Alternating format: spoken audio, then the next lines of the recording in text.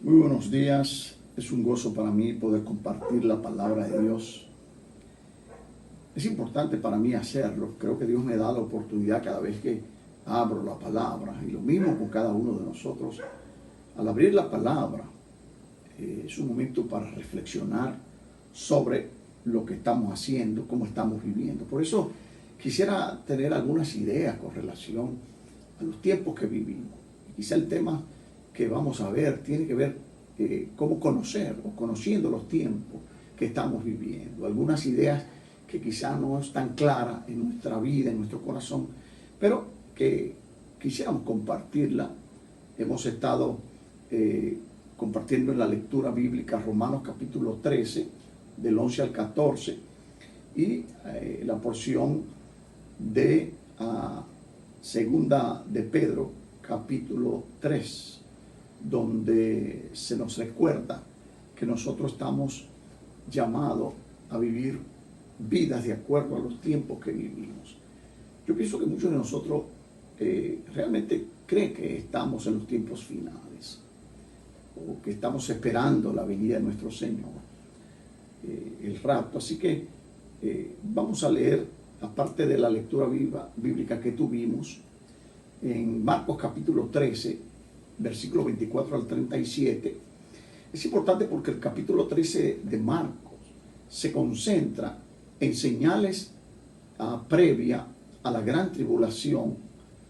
Marcos 13 no se concentra tanto en el rapto de la iglesia, sino en la generación que tiene que ver con la semana 70 de que habló Daniel. Pero dice la palabra, pero en aquellos días, el evangelista Marcos nos recuerda en el capítulo 13, 24, después de aquella tribulación, el sol se oscurecerá y la luna no dará su resplandor, y las estrellas caerán del cielo y las potencias de los cielos serán conmovidas. Entonces verán, note que el Señor viene y todo ojo le verá, verán al Hijo del Hombre. Note también que ahí habla del Hijo del Hombre, no del Señor propiamente, sino el Hijo del Hombre, que vendrá en las nubes con poder y gloria. Y entonces enviará a sus ángeles y juntará a sus escogidos de los cuatro vientos, desde el extremo de la tierra hasta el extremo del cielo. De la higuera aprended la parábola, cuando ya su rama está tierna y brotan las hojas, sabéis que el verano está cerca.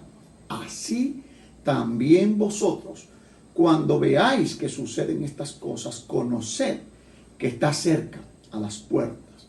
De cierto os digo que no pasará esta generación hasta que todo esto acontezca. El cielo y la tierra pasarán, pero mis palabras no pasarán. Padre, te damos gracias por tu palabra.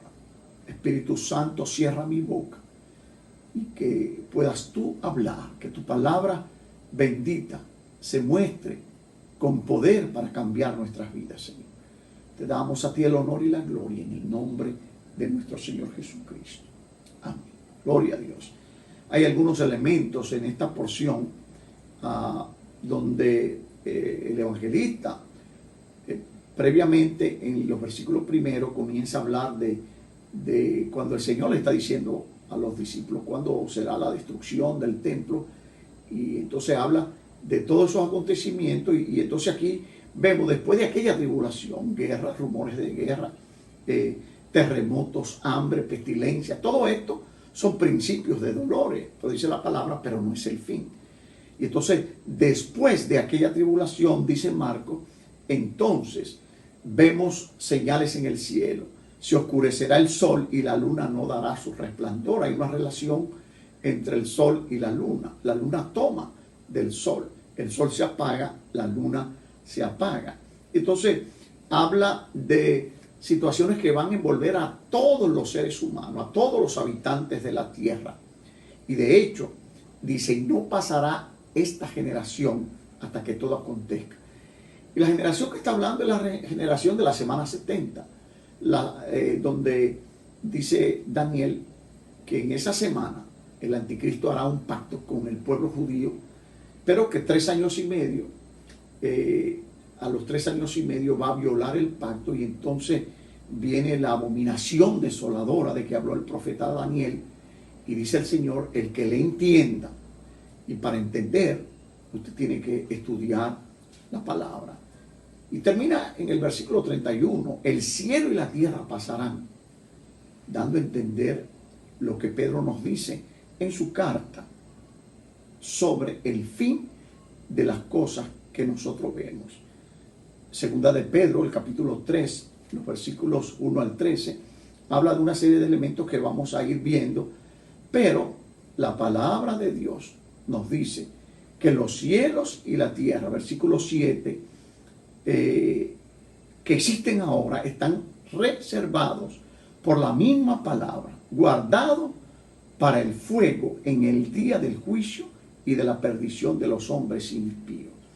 Mas, oh amado, versículo 8, no ignoréis esto, que para el Señor un día es como 1000 años y 1000 años como un día. El Señor no retarda su promesa, según algunos tienen por tardanza, sino que es paciente. O sea, el Señor no ha regresado. El rapto no se ha dado porque Dios quiere que todos procedan al arrepentimiento.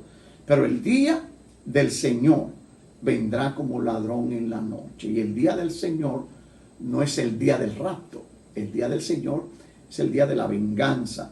Es ese día donde dice, vendrá como ladrón en la noche, en el cual los cielos pasarán con gran estruendo y los elementos ardiendo serán deshechos, y la tierra y las obras que en ellos hay serán quemadas. Y dice Pedro en el versículo 11, puesto que todas estas cosas que vemos han de ser deshechas, ¿cómo no debéis vosotros andar santa y piadosamente en nuestra vida, esperando y apresurándoos para la venida del día de Dios? Y el día de Dios es el día del juicio, no es el día del rapto de la iglesia, en el cual los cielos encendiéndose serán deshechos y los elementos siendo quemados se fundirán. Pero nosotros, usted, creyente, y yo, según su promesa, tendremos cielos nuevos y tierra nueva, en los cuales mora la justicia. Por eso quisiera compartir con ustedes 7 verdades que no debemos olvidar. La palabra de Dios dice que los últimos tiempos serían peligrosos. Y uno de los peligros que existen en estos tiempos es que nosotros olvidemos que el Señor viene, que es una promesa, y que nosotros tenemos que siempre recordarlo y animarnos y darle gracias a Dios y glorificar a Dios. Pero son 7 verdades que vamos a compartir. Y la primera verdad es que el tema del rapto no es popular, ni en el mundo ni en la iglesia. Y no es popular porque mucha gente en la misma iglesia le tiene miedo. Yo he estado en algunas congregaciones hablando de esto y algunas personas han venido y dicen, ay, yo le tengo mucho miedo a hablar del libro de Apocalipsis, ni siquiera quiero verlo. Bueno, eso es un error. ¿Por qué? Porque el Señor en el libro de Apocalipsis nos dice las cosas que son, las que serán, las que vendrán. Por lo tanto, cuando nosotros estamos estudiando en la iglesia, comenzamos este año, yo creo que el Señor nos dirigió a eso, a estudiar el libro de Daniel y la carta a los tesalonicenses. El Señor nos estaba dando la oportunidad de reflexionar sobre su venida. Realmente estos libros hablan sobre el rapto de la iglesia, y entonces estamos llamados a eso. El rapto no es popular ni en la iglesia ni en el mundo. La gente le tiene miedo y algunos es que no creen. Esos son cuentos de chino, cuentos bíblicos. Segunda verdad, Dios es el creador del universo y por tanto controlador de todos los eventos históricos que se dan en la historia. Él controla la historia. La historia va donde Dios quiere que vaya de acuerdo a sus propósitos. Por eso dice la palabra de Dios que cumplido el tiempo, venido el tiempo, Dios envió a su Hijo nacido de mujer. O sea, Dios tiene planeado absolutamente todo lo que va a pasar. No se le ha ido de la mano la historia, no se le ha ido de la mano los acontecimientos. Por lo tanto, debemos estar alerta. Tercera verdad, la segunda venida del Señor sorprenderá al mundo entero. Sorprenderá al mundo entero. Y vamos a hablar de eso luego. Cuarta verdad, todo lo que vemos será destruido por la misma palabra que lo creó, la palabra que Dios habló. Verdad número 5, los juicios de Dios durante el periodo de la gran tribulación, oiga lo que estoy diciendo, quinta verdad, los juicios de Dios durante el periodo de la gran tribulación que aparecen entre los capítulos 6 al 19 de Apocalipsis, dejarán a la tierra destruida, prácticamente destruida e inhabitable. No se va a poder vivir aquí por muchas razones que vamos a ver luego. Sexta verdad, por tal razón nuestro Dios creará una tierra y un cielo nuevo. Es la esperanza que tenemos. Vamos a ver lo que tiene que ver con las etapas en la segunda venida, de manera que podamos edificarnos y podamos aprender que a eso hemos venido a la iglesia hoy. Y la séptima verdad es que el retorno de nuestro Señor demanda de cada creyente un estilo de vida comprometido con la palabra y con el testimonio en nuestra sociedad, donde quiera que vivamos. El primer principio es que el rapto no es popular, pero es sumamente importante para la iglesia. En el libro de Apocalipsis se menciona a la iglesia, y quizás es algo que nos deja ver que la iglesia no va a estar en la gran tribulación, aunque algunos persisten en decir que la iglesia va a pasar por la gran tribulación. Los primeros 3 capítulos del libro de Apocalipsis que usted conoce, habla de la iglesia. La iglesia está en la tierra. A partir del capítulo 4 no se menciona a la iglesia. A partir del capítulo 6 al 19 son juicios que se dan en la tierra, pero no hay en ningún momento mención de la iglesia, lo que quiere decir que la iglesia va a estar con el Señor, no en la tierra durante los juicios que se van a estar dando. A partir del capítulo 4, como decíamos, y el capítulo 5 se hablan de situaciones en el cielo, y en el capítulo 6, y luego comienzan los capítulos del 6 a 19, donde son juicios que van a tocar la vida de todos los seres humanos, sean ricos o sean pobres, sean naciones desarrolladas o subdesarrolladas, sean naciones de colores negros o blancos. Esos juicios van a tocar a todo ser humano, y eso está claramente establecido en la palabra. La iglesia no se menciona durante esos juicios. Se hablan de 7 sellos en los capítulos del 6 al 8 de Apocalipsis, 7 trompetas del capítulo 8 al 11, 16, y 7 copas en el capítulo 16, en los primeros 21 versículos. Pero son juicios y la iglesia no se menciona en esos juicios, y son juicios que se están dando en la tierra. Durante esos acontecimientos la iglesia se encuentra, gloria al Señor, al lado de su Señor, y volverá con el Señor al final de la gran tribulación, después de 7 años, después que la iglesia esté en el cielo. Los últimos 3 años y medio de la última semana de Daniel, la semana 70, que es lo que se llama la gran tribulación. Hay tribulación en los primeros 3 años y medio, pero Apocalipsis dice que los últimos 3 años y medio van a ser tiempos tan difíciles que dice nunca se habrán visto en la historia. Pero qué privilegio que nosotros no vamos a estar aquí. La iglesia no estará durante los 7 años de la semana 70. Va a ser levantada. Así que nosotros confiamos en la promesa del Señor. En primera de Tesalonicenses 5:9 dice, porque no nos ha puesto Dios para ira. Por eso es que ese tiempo se llama la ira de Dios. Es el momento de la venganza de Dios.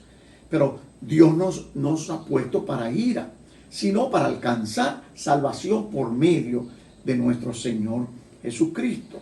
Apocalipsis 3:10 claramente dice, por cuanto tú has guardado la palabra de mi paciencia, yo también te guardaré de la hora de la prueba que ha de venir sobre el mundo entero, para probar a los que moran sobre la tierra. La iglesia no va a ser probada, la iglesia va a ser arrebatada, y ese arrebato no habla del Hijo del Hombre que aparece, sino de una señal, y nos iremos para estar con el Señor. El mundo no va a ver a Jesucristo en el rapto, la iglesia se va con Él, y por eso nosotros tenemos esa promesa. La iglesia se habrá ido con el Señor de acuerdo a la promesa del rapto. Dice en primera de Tesalonicenses 4, 16 al 18, porque el Señor mismo, con voz de mando, con voz de arcángel, con trompeta de Dios, descenderá del cielo, y los muertos en Cristo resucitarán primero. Luego nosotros, los que vivimos, los que hayamos quedado en el tiempo del rapto, seremos arrebatados juntamente con esos que estaban muertos para ir en las nubes, en el aire, con el Señor. Y así estaremos con el Señor. Por tanto, dice la palabra, alentaos los unos a los otros con estas palabras. 1 Corintios 15, 51, 52, dice la palabra que os digo un misterio, no todos dormiremos, pero todos seremos transformados en un momento, en un abrir y cerrar de ojos, a la final trompeta, porque se tocará la trompeta y los muertos serán resucitados, incorruptibles, y nosotros seremos transformados. Esa es la promesa. Juan 14, el Señor dice: en la casa de mi Padre muchas moradas hay. Si así no fuera, os lo hubiera dicho. Voy pues a preparar lugar para vosotros. Y si me fuere y os preparare lugar, vendré otra vez y os tomaré a mí mismo, para que donde yo estoy, vosotros también estéis. La iglesia se va en el rapto y va a estar con el Señor. Dice la palabra: el que tiene oído para oír, oiga lo que el Espíritu dice a la iglesia. Las iglesias, o algunas iglesias, no creen en el rapto y se basan en la idea de que la palabra rapto no aparece claramente. Sin embargo, aparecen términos como arrebatamiento en 1 Tesalonicenses 4, 16 al 17, porque el Señor mismo descenderá del cielo. En Apocalipsis 12, 5 dice: ella dio a luz un hijo varón que ha de guiar a todas las naciones con cetro de hierro, y su hijo fue arrebatado. Y el término arrebatado es el mismo que se usa en Tesalonicenses, y es el término harpazo, el término griego harpazo. Otro término para hablar del arrebato es reunión con él. Según de Tesalonicenses 2:1 dice: ahora, con respecto a la venida de nuestro Señor, note que no dice la venida del Hijo del Hombre, que es un término que se usa cuando el Señor viene en juicio. Jesucristo, nuestra reunión con él. Os rogamos, hermanos, que no seáis conmovidos de vuestro modo de pensar fácilmente, porque algunos van a tratar de hacer que no creamos. Otras veces se le llama aquel día, segunda de Timoteo 4:8, perdón. Por lo demás me está reservada la corona de justicia, la cual me dará el Señor juez justo en aquel día, y no solo a mí, sino también a todos los que aman su venida. El rapto de la iglesia, la segunda venida del Señor. Su venida, 1 Juan 2:28, dice: ahora, hijitos, permaneced en él, para que cuando él aparezca tengamos confianza y no nos avergoncemos delante de él en su venida, en el rapto. También se le llama primogénito, asamblea de primogénito. Hebreos 12, 22, 23, más bien os habéis acercado al monte de Sión, a la ciudad del Dios vivo, a la Jerusalén celestial, a la reunión de miríadas de ángeles, a la asamblea de los primogénitos que están inscritos en los cielos, a Dios, el juez de todos, a los espíritus de los justos ya hechos perfectos. El rapto es una promesa del Señor, por lo tanto debemos tener confianza. Hechos 1, 9 al 11 dice que cuando los discípulos estaban viendo al Señor subir, los ángeles le dijeron: hombre Galileo, ¿por qué os quedáis mirando al cielo? Este Jesús, quien ha sido tomado de vosotros arriba al cielo, vendrá de la misma manera en una nube, como le habéis visto ir al cielo. Juan 14 dice: no se turbe vuestro corazón. Creéis en Dios, creed también en mí. En la casa de mi Padre muchas moradas hay. Así que es una promesa. Segunda de Pedro 3, 9, 10 dice: el Señor no tarda su promesa, como algunos la tienen por tardanza, más bien es paciente para con vosotros, porque no quiere que nadie se pierda, sino que todos procedan al arrepentimiento. Pero el día del Señor vendrá como ladrón en la noche. El Señor no ha venido no porque no quiera venir, sino porque quiere que usted, amigo, acepte. Quiere que usted, hermano, y yo vivamos una vida agradable al Señor. Nos está dando la oportunidad de oír estos temas para que arreglemos nuestra vida. Recordemos, si usted no lo sabía, quizá para refrescarlo, la segunda venida tiene por lo menos 3 etapas principales. La primera etapa es el rapto de la iglesia, que dará inicio a los 7 años de juicio que Dios enviará sobre todos los habitantes de la tierra. El Señor viene por su iglesia. No habrá juicio en esa oportunidad para la iglesia. Seremos levantados para ir al encuentro del Señor y serán 7 años, de los cuales el anticristo gobernará. La iglesia se va, el anticristo comienza a gobernar. Usted lo puede ver eso en Juan 14, 1 Tesalonicenses 4, 1 Corintios 15.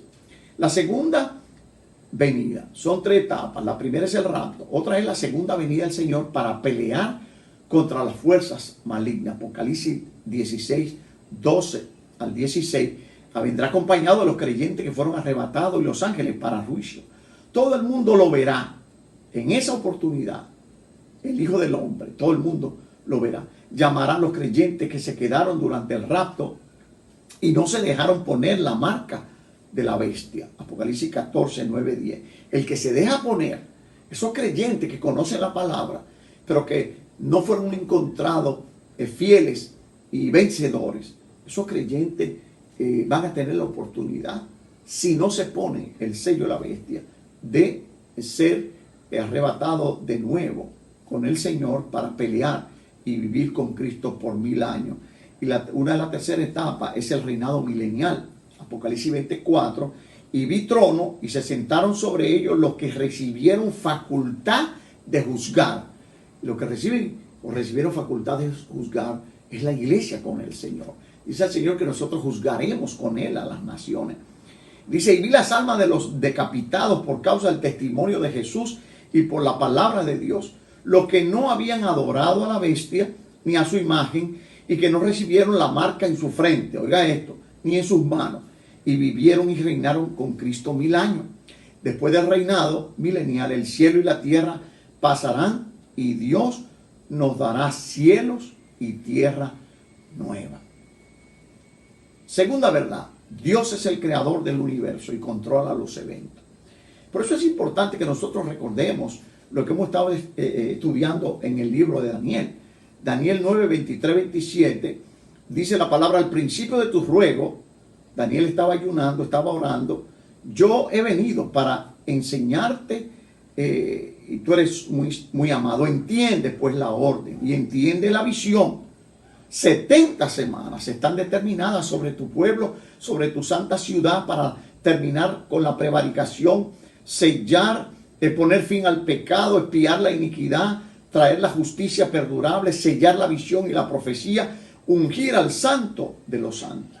Sabe pues y entiende que desde la salida de la orden para restaurar y edificar Jerusalén hasta el Mesías príncipe, cuando él entró a Jerusalén, Hosana, en un burrito, que le dan Hosana, lo celebran, pero después lo crucifican. Dice la palabra, edificar, habrá 7 semanas. Edificar a Jerusalén hasta el Mesías príncipe habrá 7 semanas y 62 semanas, o sea, 69 semanas. Se volverá a edificar la plaza y el muro en tiempos angustiosos. Y después de las 62 semanas se quitará la vida al Mesías. Jesucristo muere al final de ese periodo, y entonces comienza lo que es el tiempo de los gentiles. Y por otra semana, que es la 70 semana, confirmará el pacto con muchos, el anticristo. A la mitad de la semana hará cesar el sacrificio y la ofrenda. Después, con muchedumbre de las abominaciones, vendrá el desolador hasta que venga la consumación y lo que está determinado se derrame sobre el consolador. Ustedes se acuerdan de lo que estaba haciendo Daniel. Daniel había estudiado y había descubierto que el profeta Jeremías decía que el pueblo iba a estar cautivo 70 años. Y habían pasado 68 años. Y Daniel descubre que le faltan 2 años y está orando al Señor. Y entonces recibe al ángel que le viene a traer, no hablarle de los 70 años, sino de las 70 semanas, de 7 años cada una, que son 490 años, para que se se den una serie de elementos que todavía no se han dado. ¿Por qué? Porque se pondrá fin al pecado, no se ha puesto fin al pecado, se expiará la iniquidad, se traerá la justicia perdurable, se sellará la visión y la profecía, se ungirá el santo de los santos. Ninguna de esas cosas se han dado porque eso está al final de las 70 semanas de Daniel. Es interesante que el ángel Gabriel le dice, por otra semana confirmará. Pero es importante el versículo 26, después de las 62 semanas se quitará la vida al Mesías, mas no por sí, y el pueblo de un príncipe que ha de venir destruirá la ciudad y el santuario. Es interesante que en este capítulo 9 aparece el número 70 varias veces. Primero son los 70 años que el pueblo estaba cautivo. Luego vienen las 70 semanas que Dios tiene determinado para cumplir, que existan los 4 reinos que se vieron a partir del momento en que vimos a Nabucodonosor, la estatua, la cabeza de oro. Y entonces dice aquí, el pueblo de un príncipe que ha de venir destruirá la ciudad y el santuario. Y precisamente el general Tito destruye Jerusalén y la ciudad en el año 70. De nuevo aparece el término 70. Estaba pensando, para que usted vea la importancia que tiene el término, el número 7, cuando los discípulos le preguntaban al Señor, ¿cuántas veces perdonaré a mi hermano? ¿70 veces? Dice, no, 70 veces 7. En otras palabras, el término 7 implica el número perfecto, es el número de Dios. Así como el 6 implica el hombre, el número 7 son los planes de Dios. Dios tiene preparado que nosotros entendamos. Por eso el libro de Daniel es tan importante, porque dice, cierra la profecía, sella hasta el tiempo del fin. Y entonces no nos dice el día y la hora, pero nos da 2 señales que nosotros estamos disfrutando en el día de hoy. Dice, la ciencia aumentará, la gente andará para arriba y para abajo. Claro, hoy la gente no anda para arriba y para abajo, pero cuando no hay pandemia, la gente anda para arriba y para abajo en todos los aeropuertos. Pero lo que sí estamos viendo y estamos disfrutando es el adelanto de la ciencia, la tecnología de la comunicación. Las iglesias en el mundo entero se están reuniendo de la misma manera que nos estamos haciendo nosotros, de manera virtual. Ese es el cumplimiento de esa profecía y que seguirá delante de nosotros porque Dios tiene propósito. La tercera verdad es que la segunda venida del Señor sorprenderá al mundo entero. La gente no está esperando. La palabra de Dios dice que los entendidos entenderán lo que está pasando. Pero la gente normalmente cree que el problema es un problema de salud, que el problema es un problema solamente económico. Mira lo que dice Marcos 13:32 en adelante. Pero de aquel día y de la hora nadie sabe, ni aun los ángeles que están en el cielo, ni el Hijo, sino el Padre. Mirad, velad y orad, porque no sabéis cuándo será el tiempo. Es como el hombre que yéndose lejos dejó su casa y dio autoridad a sus siervos y a cada uno su obra. Y al portero mandó que velase. Velad pues, porque no sabéis cuándo vendrá el Señor de la casa, si al anochecer o a la medianoche o al canto del gallo o a la mañana, para que cuando venga de repente no os halle durmiendo. Lo que a vosotros digo, dice el Señor, a todos les digo, velad. Eso se lo está diciendo a todos, no solamente a los creyentes, sino a todo el mundo. El día del Señor vendrá como ladrón en la noche. Claro, hay muchos que no han entendido esto, que el día y la hora nadie la sabe. Y han habido muchas predicciones fallidas. Por ejemplo, desde el año 90 después de Cristo, Clemente I hablaba de la venida inminente de Jesucristo en ese tiempo. En el año 200 después de Cristo hubo movimientos paralelos a la iglesia, los montaneros, que predijeron la venida del Señor en el año 200 después de Cristo. En el año 1832 se predijo la venida de Cristo, en el 1890, en el 1891, y esto fue las predicciones de los mormones por Joseph Smith, el fundador de este movimiento. El 2 de marzo de 1842, otros movimientos evangélicos predijeron la venida del Señor. En el 1850, en el 1856, Elena White, profetisa adventista, predijo 2 veces. Viene en el 1850 y cuando no se dio, dijo, bueno, va a ser en el 1856. Pero no solamente eso. En el 1914, los testigos de Jehová predijeron la venida de Cristo. Cuando no se dio, dijeron en el 1915, luego en 1920, luego en 1918, en el 1925, 1975, 1990. Los testigos de Jehová han predicho la venida, el fin del mundo, todas esas veces, y todavía lo siguen haciendo. Son movimientos falsos.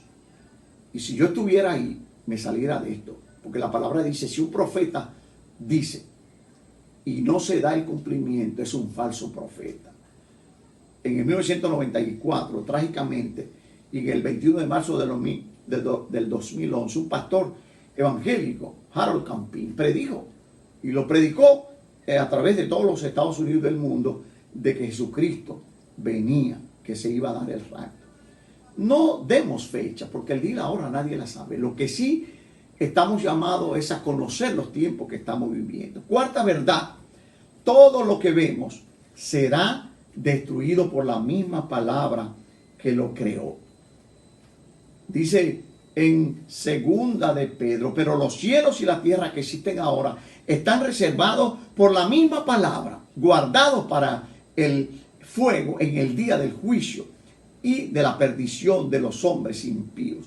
Pero el día del Señor vendrá como ladrón en la noche, en el cual los cielos pasando con gran estruendo y los elementos ardiendo serán deshechos. Ese no es el día del rapto. Y la tierra y las obras que en ellas hay serán quemadas, esperando y apresurándose para la venida del día de Dios, en el cual los cielos encendiéndose serán deshechos y los elementos ardiendo serán quemados y se fundirán.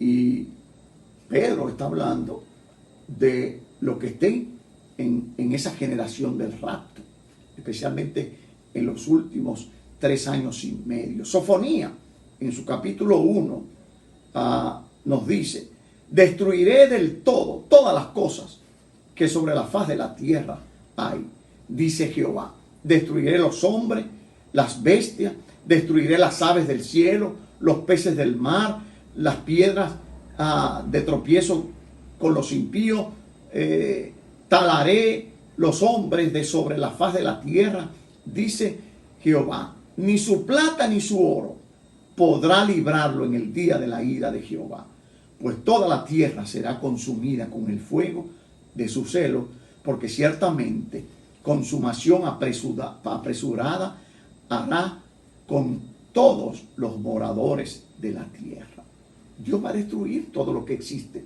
El privilegio más grande que tiene la iglesia es que será librada de tener que pasar por la gran tribulación. Acuérdese de Apocalipsis 3:10 y de Tesalonicenses, donde nos dice que nosotros vamos a ser librados.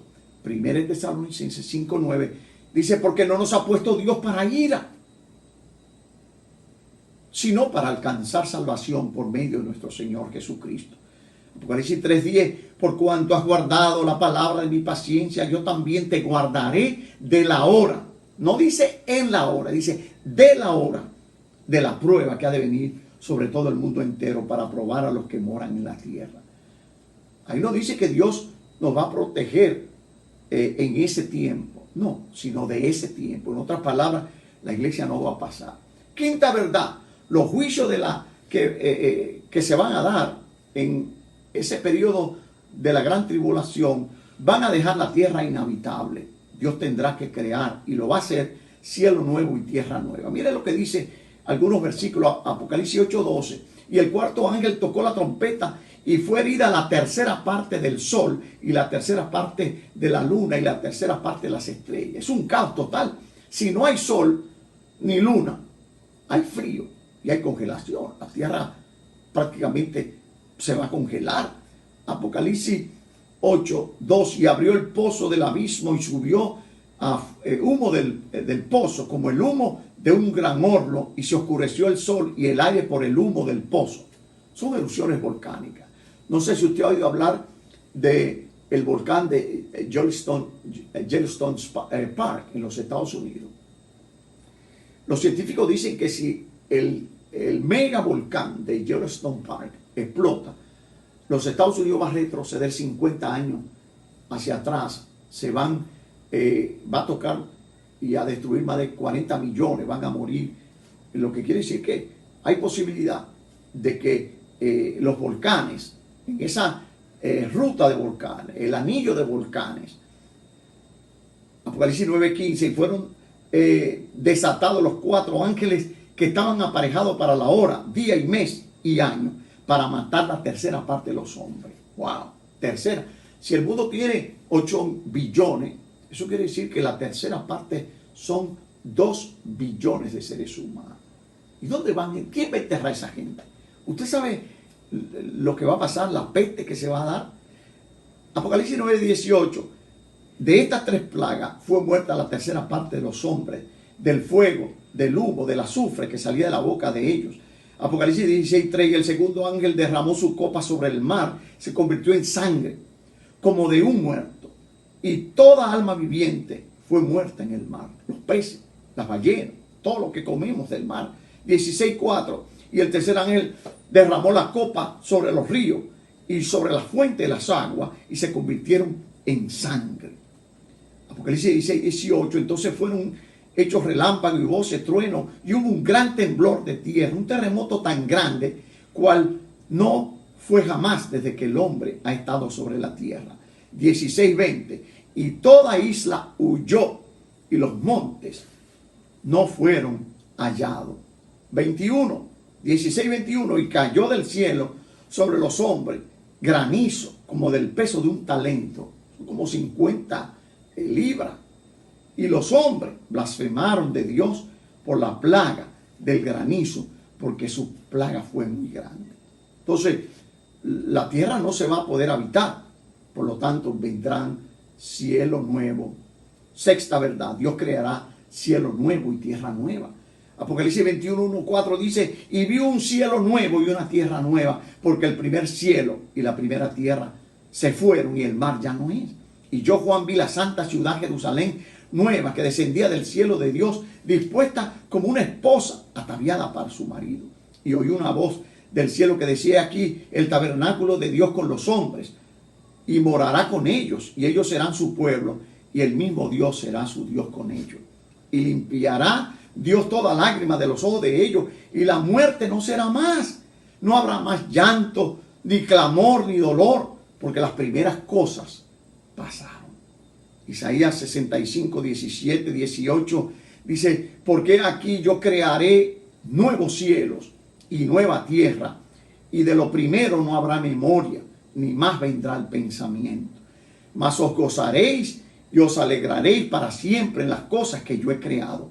Porque aquí yo he creado a Jerusalén para alegría y a su pueblo para gozo. Dios tiene preparado cielo nuevo y tierra nueva para nosotros.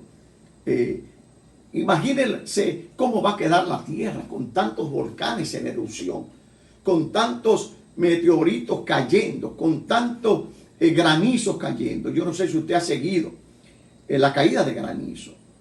Cada vez son más grandes. Me acuerdo cuando veía granizo que lo enseñaban en la televisión del tamaño de una bola de golf. Pero ya están llegando a una bola de béisbol, de jugar pelota. Vi el otro día una persona que tenía un granizo en la mano que le cubría la mano entera. Por eso la tierra no servirá para nosotros, no servirá para el Señor. Después de esos 1000 años, Dios nos va a dar otro lugar donde nosotros vamos a estar.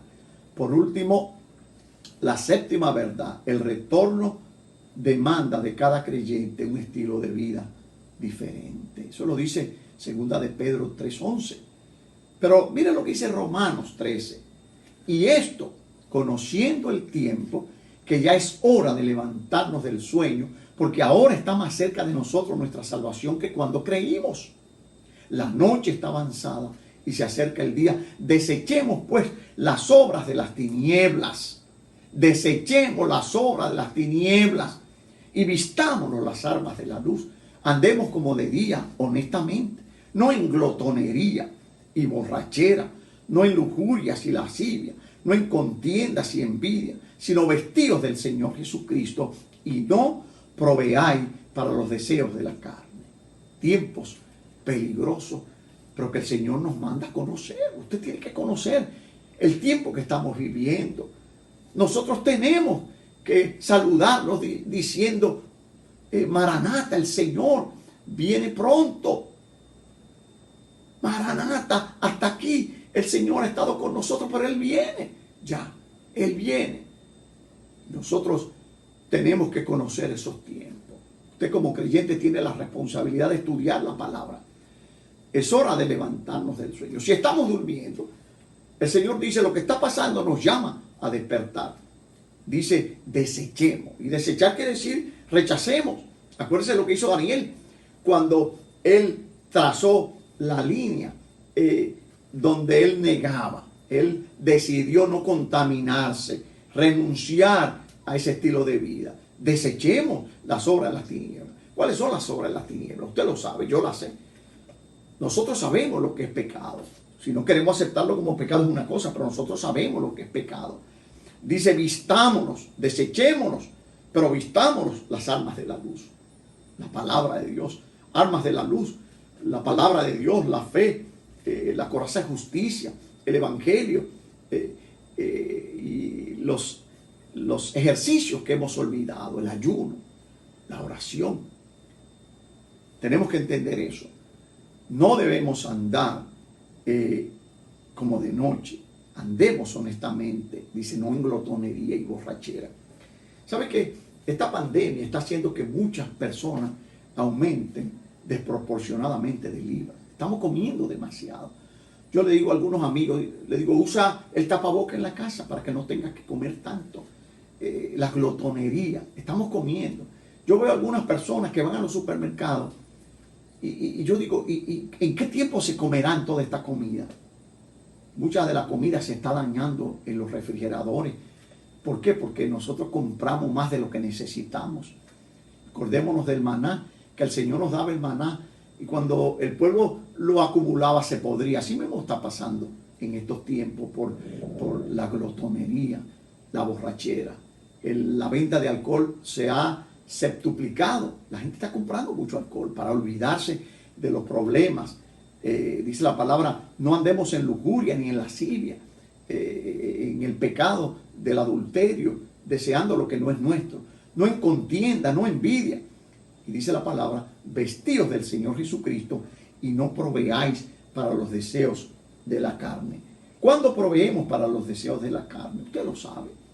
La palabra de Dios dice, no deis lugar al diablo. Por lo tanto, no vaya a los lugares donde no debe ir. No vea los programas de televisión que no debe ver. Usted entiende lo que sus ojos deben ver, lo que sus oídos deben oír. Somos santos. Estamos en el tiempo en que el Señor nos llama a hacer luz, a conocer el tiempo y levantarnos del sueño y comenzar a caminar de acuerdo al propósito de Dios. No proveamos para los deseos de la carne. Usted sabe lo que significa eso. Compre lo adecuado, vea lo adecuado, oiga lo adecuado. Hay música que, aunque sean de tono cultural, no son para nosotros. Hay películas que aunque tienen mensajes quizás sociales, no son para nosotros. Nosotros tenemos que usar el tiempo sabiamente. Por eso la palabra nos manda a vestirnos de la luz. ¿Cómo nos vestimos de la luz? Yo pienso que una de las formas de vestirse de la luz es estudiando la palabra cada día. Yo celebro el grupo de varones que todos los días están teniendo oración. Estamos orando en grupos de 3, estamos haciendo cosas. Eso nos permite alejarnos de los deseos de la carne. Por eso dice la palabra, no proveáis para los deseos de la carne. Claro, estamos trabajando desde la casa. Yo tengo consejo académico, el grupo de rector y vicerrectores, toda la semana, a las 5, de 5 a 7, algunas veces hasta las 9, otras veces de 3 a 5, de 3 a 7. Estamos trabajando, pero no podemos olvidar la palabra. Usted tiene que orar, hermano. Tenemos que orar, tenemos que estudiar la palabra. No lea la Biblia, estudie. Vaya a los comentarios. Tenemos comentarios bíblicos que nos pueden ayudar a interpretar la palabra de Dios. Segunda de Pedro 3:11 dice, puesto que todas estas cosas han de ser deshechas, ¿cómo no debéis vosotros andar en santa y piadosa manera de vivir? Gloria a Dios.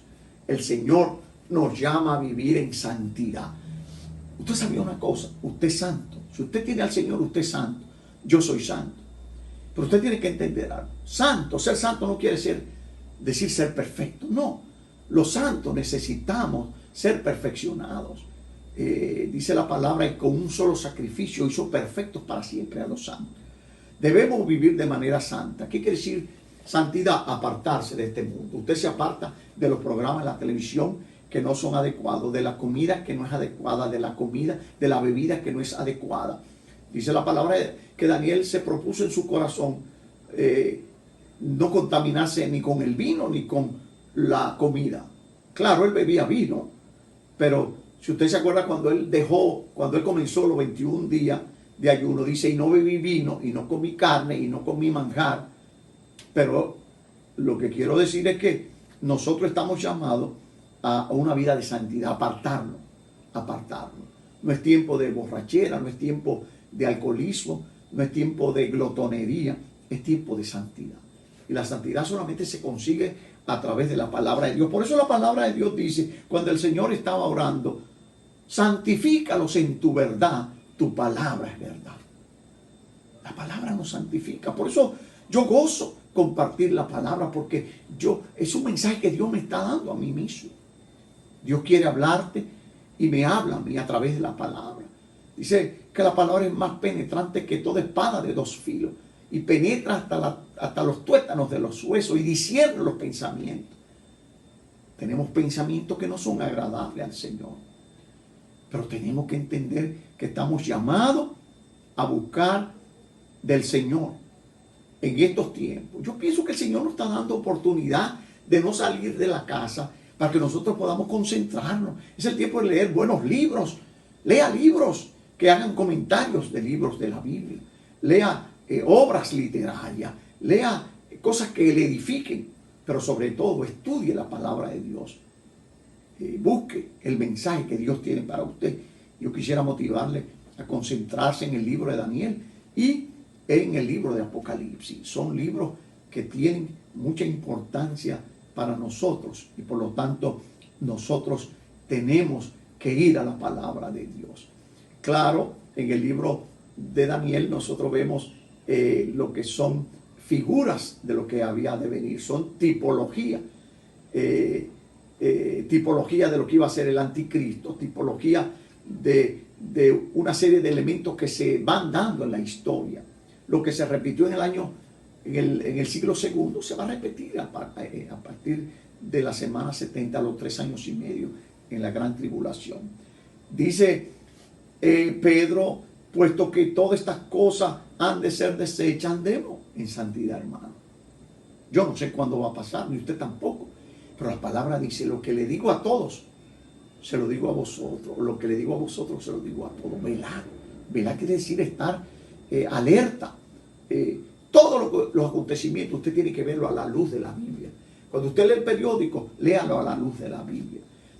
Su venida debe motivarnos unos a otros, a amarnos, a orar unos por otros. 1 Tesalonicenses 5, 11, 14 dice, por lo cual consolaos, animaos los unos a otros, edificaos los unos a otros, así como lo hacéis.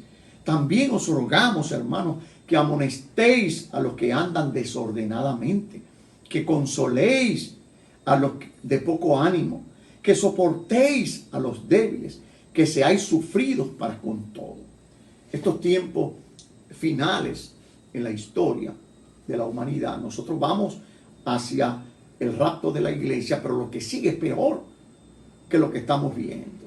Pero la palabra dice que debemos consolarnos y edificarnos, amonestarnos unos a otros, soportar a los débiles, sufrir con los que sufren. Es un gozo ver a muchos hermanos compartiendo alimento con personas de escasos recursos. Es un ministerio de la iglesia. Eso es parte de lo que la iglesia debe hacer en estos tiempos. Así que nosotros estamos llamados a recordar esas verdades que el Señor nos ha dado. Por lo tanto, quisiéramos venir a un momento de reflexión. Hemos oído su palabra.